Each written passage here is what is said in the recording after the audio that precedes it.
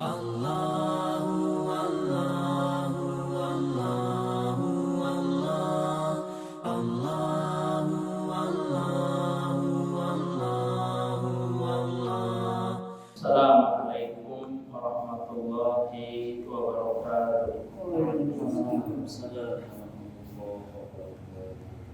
Innal hamdalillah nahmaduhu wa nasta'inuhu wa nastaghfiruh wa na'udzu billahi min shururi anfusina wa min sayyiati a'malina. May yahdihillahu fala mudilla lahu wa may yudlil fala hadiya lahu. Asyhadu an la ilaha illallah wahdahu la syarika lah wa asyhadu anna Muhammadan abduhu wa rasuluh. Ballagha risalah wa adda al-amanah wa nasaha al-ummah wa jahada fillahi haqqa jihadihi hatta tarakana 'ala al-mahajjatil bayda lailuha kanahariha la yazidu anha illa halik. Alhamdulillah, segala puji milik Allah Subhanahu wa ta'ala yang telah memberikan begitu banyak kenikmatan kepada kita, dan di antara kenikmatan yang paling terbesar Allah berikan kepada kita yaitu kenikmatan iman dan kenikmatan Islam. Dan di antara bukti kenikmatan Allah Subhanahu wa ta'ala yang kita rasakan pada saat ini, Allah masih memberikan kesempatan kepada kita untuk bersama-sama berkumpul di salah satu taman surganya Allah Subhanahu wa ta'ala, yaitu majelis ilmu. Kita berdoa kepada Allah Subhanahu wa ta'ala, mudah-mudahan Allah Subhanahu wa ta'ala mengumpulkan kita di surganya kelak nanti, sebagaimana Allah Subhanahu wa ta'ala mengumpulkan kita di tempat yang insyaallah penuh barokah ini. Amin ya rabbal alamin. Salawat dan salam semoga tercurah limpahkan kepada junjungan Nabi kita yang mulia, Nabi Muhammad sallallahu alaihi wasallam, kepada para sahabatnya, kepada para tabi'in dan asbab tabi'in, dan orang-orang yang senantiasa mengikuti jejaknya sampai hari kiamat. Jamaah sekalian, hadirin wal hadirat yang dimuliakan oleh Allah Subhanahu wa ta'ala, pada kesempatan yang mulia ini insyaallah ta'ala kita akan melanjutkan kajian rutin kita, yaitu kajian hadis Arba'in An-Nawawiyah. Dan terakhir kita sudah sampai di hadis yang ke-28. Maka pada kesempatan yang mulia ini kita akan lanjutkan di hadis yang ke-29. Al-haditsus tasi' wal 20. Hadis ke-29 an Mu'adz bin Jabal radhiyallahu ta'ala anhu, dari sahabat Mu'adz bin Jabal radhiyallahu ta'ala anhu, ia berkata, qultu ya Rasulullah, aku berkata wahai Rasulullah, akhbirni an amalin yudkhiluni al-jannata wa yud'iluni anin nar. Wahai Rasul, kabarilah aku satu amalan yudkhiluni al-jannah wa yubaiduni anin nar, yang mana amalan tersebut apabila aku lakukan mendekatkan aku ke dalam surganya dan menjauhkan aku dari nerakanya. Qala, kemudian Rasul sallallahu alaihi wasallam berkata, laqad ji'ta tas'alu an 'azim wa innahu la yasir 'ala man yassara Allah ta'ala.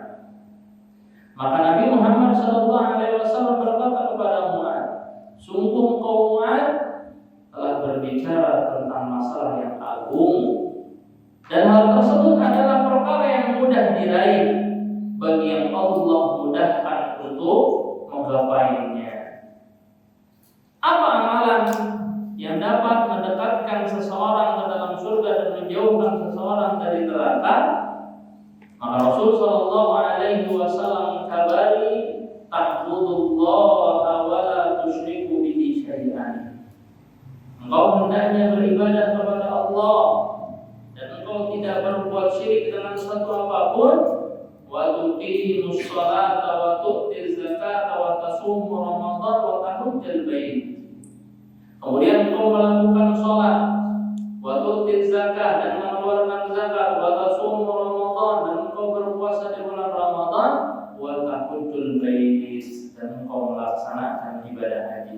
maqam.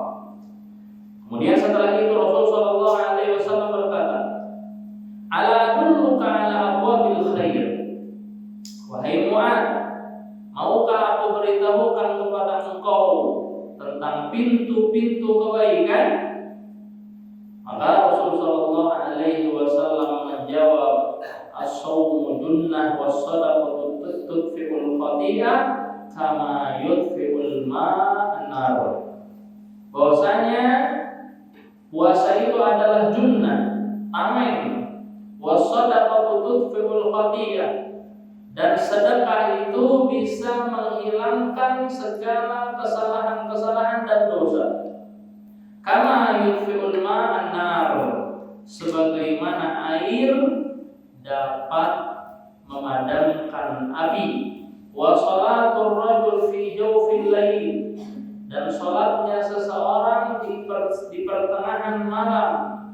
Tsumma tala, kemudian Rasul sallallahu alaihi wasallam membacakan ayat tatajafa junubuhum 'anil madaji, di mana orang-orang senantiasa menjauhkan pundaknya serta menjauhkan badannya dari apa?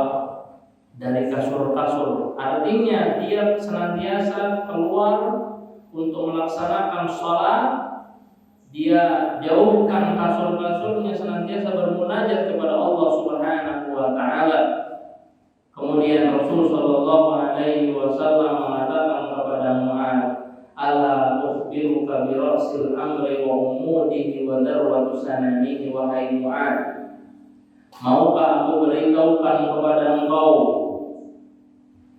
pokok amal, tiang-tiangnya dan puncak-puncak amalan kebaikan?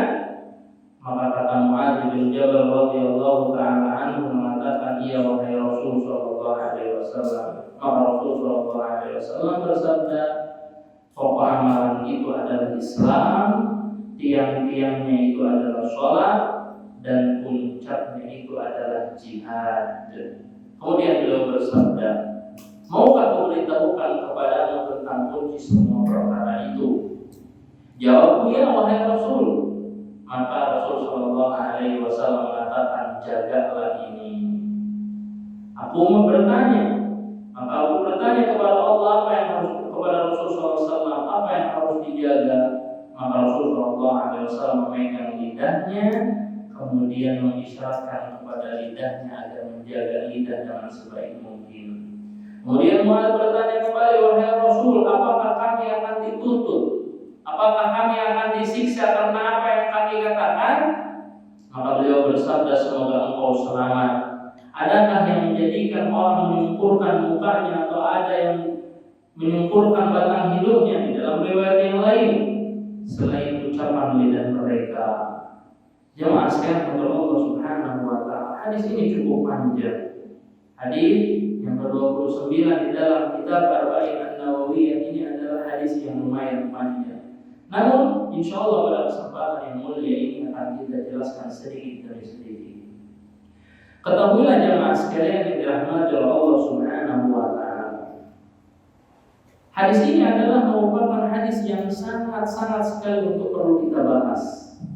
Karena di dalam hadis ini seorang sahabat Mu'adz bin Jabal radhiyallahu ta'ala bertanya kepada Rasul sallallahu alaihi wasallam tentang perkara yang agung, tentang perkara yang besar, yaitu di mana Mu'adz bin Jabal bertanya kepada Rasul sallallahu alaihi wasallam dengan pertanyaan, ya Rasul, beritahukanlah kepadaku satu amalan yang dapat memasukkan aku ke dalam surga dan menjauhkan aku ke dalam neraka. Dan memang begitulah seharusnya seorang muslim. Seorang muslim haruslah bertanya tentang perkara yang besar. Haruslah memprioritaskan perkara-perkara yang agung, yang besar. Dan perkara yang besar itu jemaah, yaitu surganya Allah Subhanahu wa ta'ala. Dan perkara yang besar itu manakala Allah jauhkan kita dari api neraka. Karena memang tujuan kita hidup di dunia adalah apa? Agar Allah memasukkan kita kemana jemaah? Ke dalam surganya Allah Subhanahu wa ta'ala. Makanya Rasulullah SAW setelah itu mengatakan apa? Laqad syi'ta tas'alu an 'azim. Wahai Mu'adz, engkau telah bertanya perkara yang besar. Engkau telah bertanya kepadaku perkara yang agung. Engkau telah bertanya kepadaku tentang perkara yang sangat-sangat besar. Maka setiap muslim harus mencari amalan-amalan yang besar yang dapat memasukkan seseorang ke dalam surga. Jangan terlalu meremehkan perkara-perkara kebaikan sekalipun perkara tersebut kecil. Bisa jadi kebaikan yang kecil itu bisa memasukkan kita ke dalam surga Allah Subhanahu wa Ta'ala. Jadi tugas kita jemaah mencari amalan yang besar yang bisa lebih mudah memasukkan kita ke dalam surga Allah Subhanahu wa Ta'ala. Kemudian kata Rasul sallallahu alaihi wasallam, wa innahu la yasirun ala man yassarahu Allah Ta'ala alaihi. Sesungguhnya itu adalah ringan. Maksudnya adalah sekalipun itu adalah perkara yang besar, namun itu ringan bagi orang yang digampangkan oleh Allah Subhanahu wa Ta'ala. Artinya tidak ada kesulitan.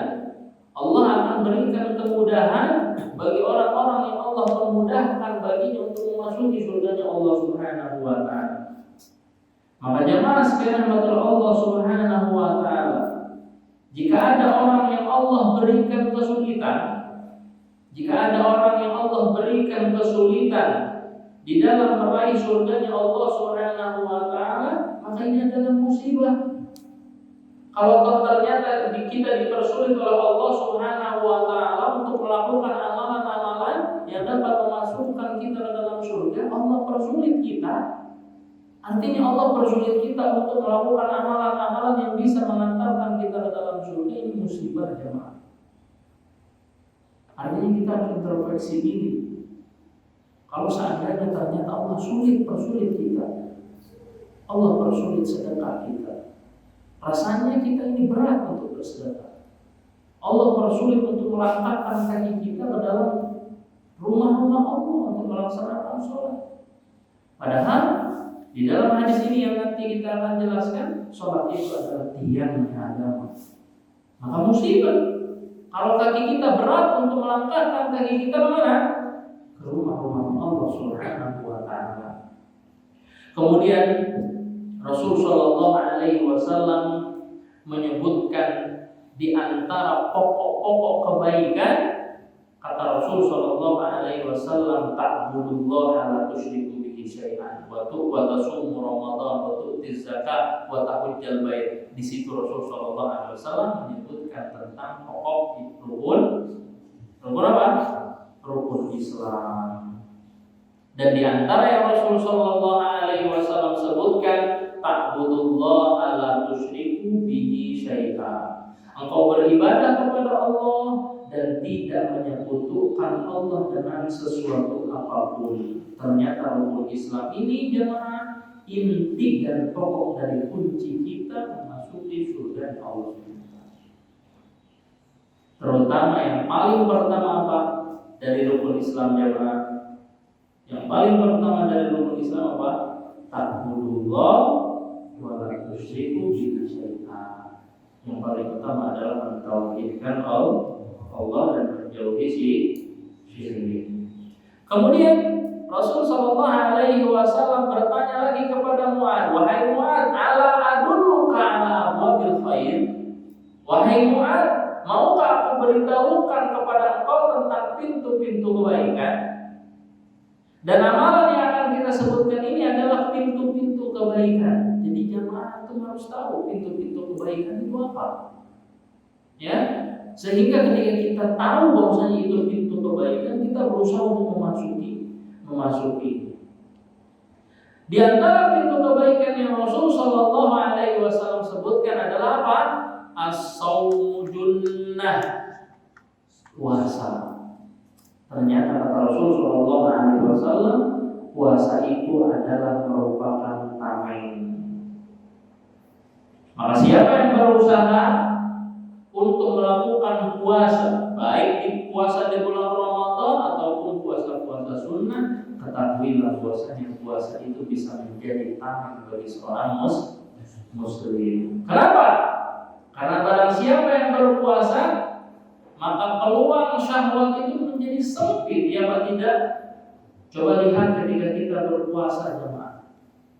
Kita ini malas untuk berbuat maksiat, walaupun maksiat terkadang timbul di hadapan kita tanpa kita sadar. Tapi itu mempersempit kita untuk melakukan apa? Maksiat kepada Allah Subhanahu wa Ta'ala. Karena ketika itu kita sedang dalam kondisi apa? Seolah-olah kita sedang dekat dengan Allah Subhanahu wa Ta'ala. Berbeda dengan posisi perut kita kenyang. Kalau seandainya posisi perut kita kenyang, maka posisi kenyang itu berpotensi dan berpeluang untuk melakukan kemaksiatan dan syahwat memuncak, atau tidak? Syahwat tadi memuncak. Berbeda dengan seorang yang sedang berpuasa. Maka benarlah sabda Rasulullah SAW bahwa puasa itu dapat membuka pintu-pintu kebaikan. Ini yang pertama. Jadi pintu kebaikan yang pertama apa? Puasa. Yang kedua, wassadaqah. Di antara pintu kebaikan yang kedua adalah sedekah. Kata Al-Imam An-Nawawi bahwasanya sedekah itu merupakan bukti. Bukti apa maksudnya?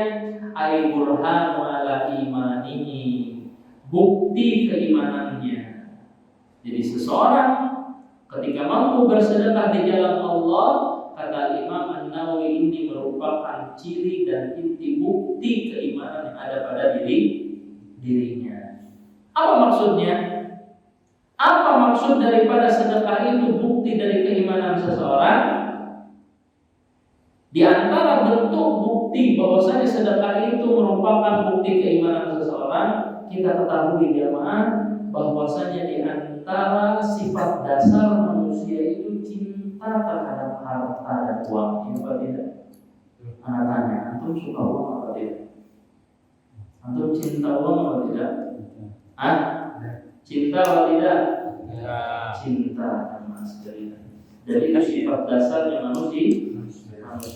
Maka ketika kita sedang cinta-cintanya terhadap uang, ketika kita mau menginfakkan dan menyisihkannya harta kita di jalan Allah Subhanahu wa Ta'ala, itu dibutuhkan pengorbanan.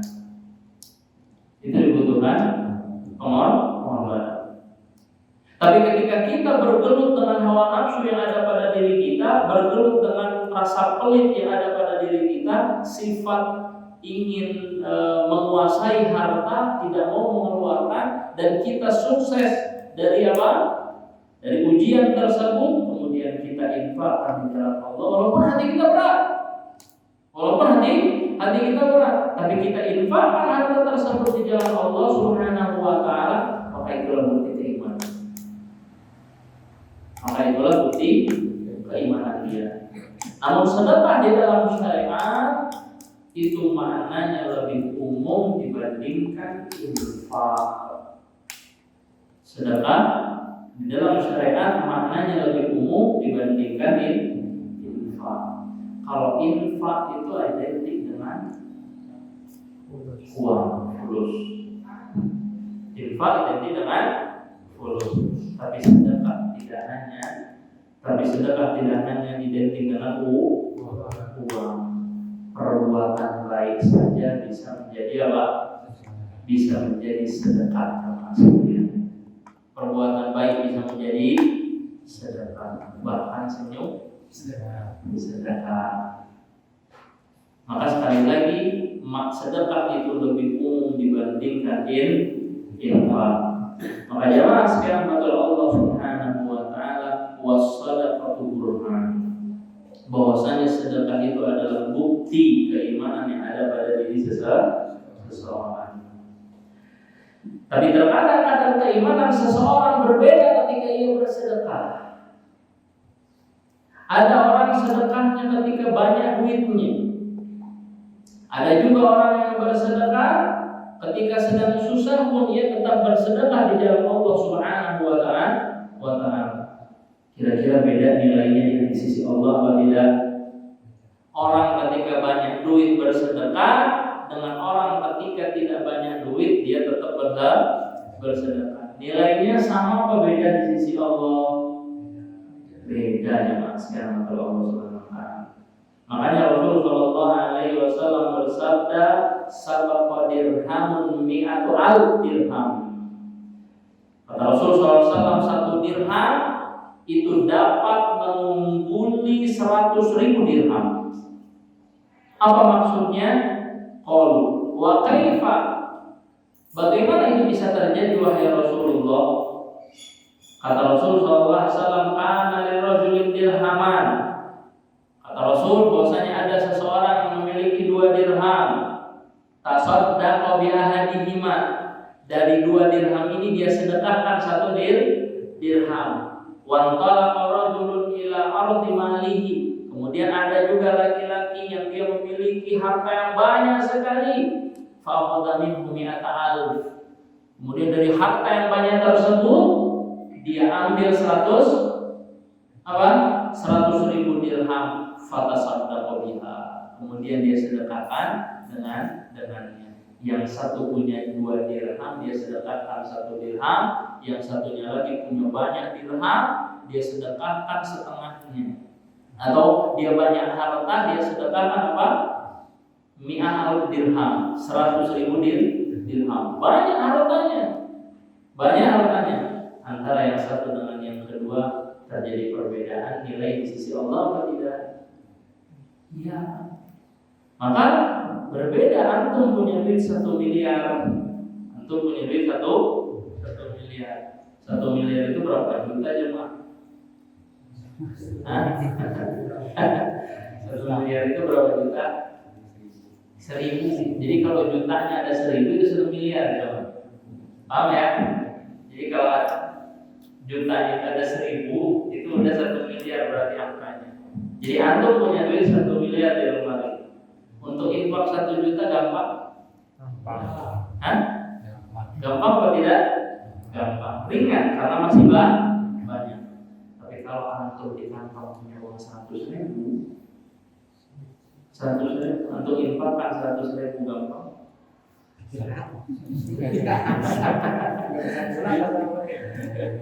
Gampang atau berat? Berat. Antara yang satu dengan yang lainnya sama nilainya di sisi Allah. Beda teman sekalian. Namun ketika kita lolos dalam kondisi sempit, kita tetap bersedekah. Dalam kondisi kita tidak punya uang, kita tetap bersedekah. Maka itu tanda bukti keimanan kita kepada Allah Subhanahu wa Ta'ala. Ini yang kedua, sedekah. Pintu kebaikan yang ketiga kata Rasul sallallahu alaihi wasallam, "Wassalatul rajul fi jawfil lail." Salat seseorang di 1/3 malam, ini pintu kebaikan. Dan salat malam ini banyak sekali keutamaannya. Allah Subhanahu wa Ta'ala berfirman, "Tatajafa junubuhum 'anil madaji' yad'una rabbahum khaufan wa tama'an wa mimma razaqnahum yunfiqun." Lambung mereka jauh dari tempat tidurnya dan mereka selalu berdoa kepada Rabb-nya dengan penuh rasa takut dan harap, serta mereka menafkahkan apa rezeki yang kami berikan. Fala ta'lamu nafsun ma ukhfiya lahum min qurrati a'yun jazaa'an bima kanu ya'malun. Tak seorang pun mengetahui berbagai nikmat yang menanti, yang indah dipandang, qurratu a'yun, sebagai balasan bagi mereka atas apa yang mereka kerjakan. Jadi Allah akan berikan qurratu a'yun, indah dipandang bagi mereka yang mengerjakan sholat malam. Maka beda jamaah orang yang biasa sholat malam dan orang yang tidak biasa sholat malam. Akan terjadi apa? Auranya berbeda. Dan sholat yang dilakukan seorang itu akan menjadi nur, cahaya bagi dia di hari kiamat. Orang ketika sholat berwudu apa tidak jemaah? Berwudu. Nanti di hari kiamat anggota tubuh akan bercahaya. Jadi ketika kita dikumpulkan di padang mahsyar, ada orang yang mengeluarkan cahaya, itu orang yang sering berwudu. Kata Rasul sallallahu alaihi wasallam, "Inna ummati yud'auna yaumal qiyamati ghurran muhajjalina min atharil wudu." Sesungguhnya umatku akan diseru pada hari kiamat dalam keadaan bercahaya karena bekas wudhunya. Subhanallah. Jadi kalau tidak ada yang mengeluarkan cahaya di hari kiamat, ini tandanya jarang wudhu. Tandanya jarang wudhu. Ada yang cahaya benar-benar terang, ada cahaya yang benar-benar redup nanti di hari kiamat. Ada yang tidak mau mengeluarkan cahaya sama sekali. Itulah mereka orang-orang yang tidak pernah sholat ketika di dunia. Allah hitamkan muka-muka mereka pada hari kiamat nanti, dan Allah Subhanahu wa Ta'ala akan hinakan mereka di hadapan manusia. Selain akan memberikan cahaya bagi muka, wudu pun akan memberikan cahaya kepada hati dan akan berpengaruh terhadap aktivitas seorang muslim. Allah Subhanahu wa Ta'ala berfirman, "Inna sholata tanha 'anil fahsya'i wal munkar." Sesungguhnya sholat itu apa? Kita sering dengar, dapat mencegah perbuatan keji dan munkar. Jadi kalau setelah sholat kita masih ghibah, ketika kita selesai sholat kita masih iri, kita masih hasad, masih senang menjelekkan orang lain, masih senang berbuat hasud kepada orang lain, berarti itu tanda sholatnya tidak mencegah dari perbuatan keji dan munkar. Kalau sholatnya betul-betul, maka hal tersebut bisa mencegah dirinya dari perbuatan keji dan munkar. Dan ini janji Allah jemaah sekalian. Tapi kalau setelah sholat dia masih senang marah-marah kepada orang lain, mencaci maki orang lain, mengadu domba orang lain, tidak senang orang lain di atas kebaikan, hasad, iri, itu tanda bahwasanya sholatnya tidak mencegah dirinya dari perbuatan keji dan munkar, malah koreksi sholatnya. Bisa jadi ada yang tidak beres dengan sholatnya. Kalau sholatnya beres, tidak mungkin untuk kita melakukan perbuatan-perbuatan yang munkar. Karena sholat itu sendiri dapat mencegah dari perbuatan keji dan munkar. Jemaah sekalian kepada Allah Subhanahu wa Ta'ala. Dikatakan dari sahabat Abdullah bin Amr, bahwasanya Nabi Muhammad SAW bersabda, "Man hafadha 'alaiha." Barang siapa yang menjaga salat 5 waktunya, kana lahu nuran wa burhana, baginya cahaya dan bukti, wa najatan dan keselamatan yaumul qiyamah, pada hari kiamat. Wa man lam yuhafidh 'alaiha, barang siapa yang tidak menjaga salat 5 waktunya, lam yakul lahu nur, dia tidak memiliki cahaya, wala burhan, tidak memiliki bukti, wala najat, dan tidak akan selamat.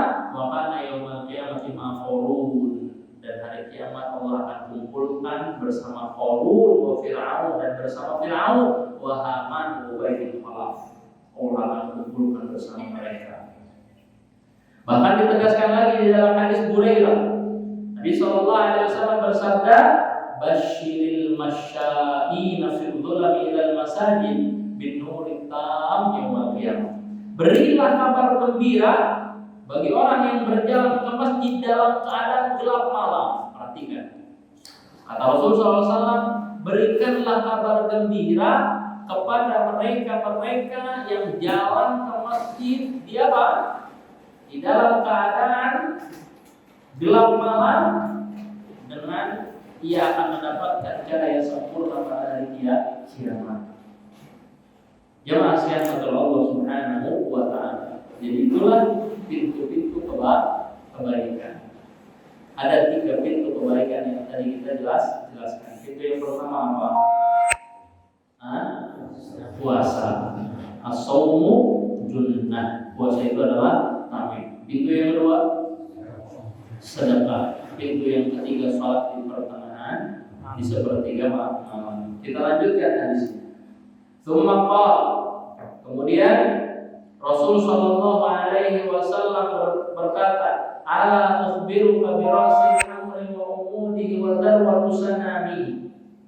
Kemudian beliau bersabda, "Maukah kalian aku beritahukan pokok dari segala perkara tadi?"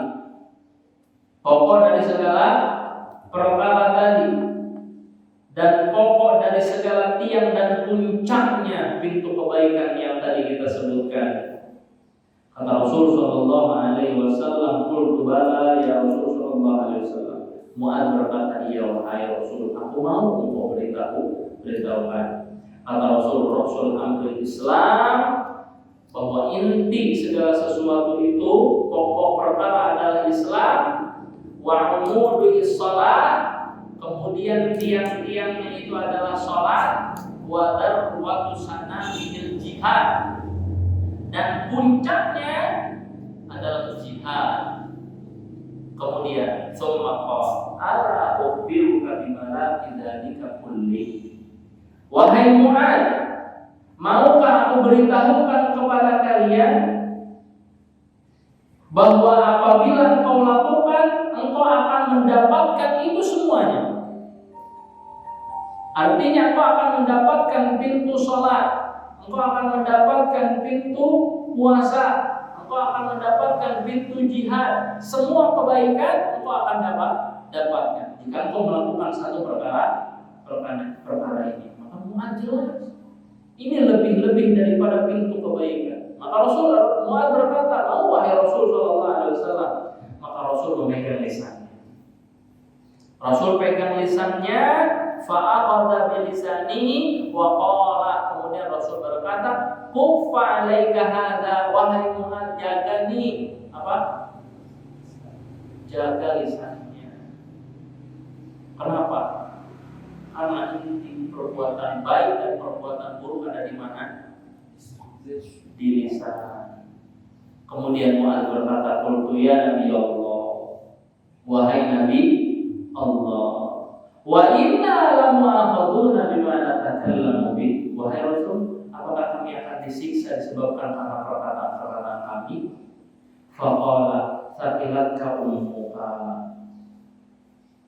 Maka Nabi Muhammad sallallahu alaihi wasallam, wahai Mu'adz, semoga engkau selamat, kata Rasul sallallahu alaihi wasallam. Wa hal yaqubun nas fin nari ala wujuhihim aw qala ala manakhirihim illa hasaida alsinatihim. Wahai Mu'adz, adakah yang menyebabkan seseorang terjungkal wajahnya di neraka atau di atas hidungnya selain itu buah dari ucapan lisan-lisan mereka? Jadi ternyata banyak orang yang masuk neraka disebabkan karena apa? Lisan.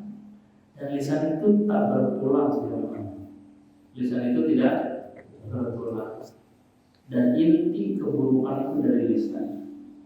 Seseorang bisa berantem disebabkan karena apa? Lisan. Tapi seseorang bisa mendapatkan pahala disebabkan lisan. Dia berzikir dengan apa? Lisan. Kemudian dia beristighfar dengan apa? Lisan. Kemudian dia berkata-kata baik dengan apa? Lisan.